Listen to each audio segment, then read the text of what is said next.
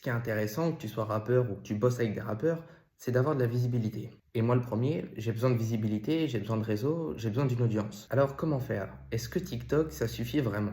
Bah, la réponse est non. Ça aurait pu être oui s'il n'y avait pas l'alternative Zika. Que tu bosses avec des rappeurs ou que tu sois un rappeur, ce qu'il faut, c'est cibler son audience. Maintenant qu'on sait que par évidence, quelqu'un qui va collaborer avec des rappeurs, comme pourrait être un producteur, un manager, etc., a besoin de rappeurs. Le rappeur, lui, a besoin de ses entreprises musicales et en même temps, il a besoin d'une audience tierce qui sont les auditeurs.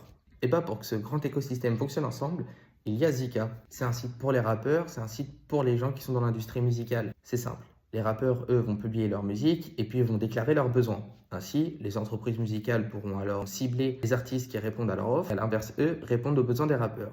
Et comme tout se fait depuis la publication d'une musique, alors les auditeurs, eux, rentrent en jeu. Puisqu'en soi, la manière tertiaire d'utiliser Zika, eh bien, c'est d'écouter les musiques. Alors qu'on sait maintenant que sur Zika, il y a plein d'artistes émergents, ça permet aux auditeurs de venir découvrir de nouveaux rappeurs ou de nouveaux artistes. Voilà alors comment on peut faire fonctionner tout cet écosystème d'une manière extrêmement simple, grâce à Zika.me.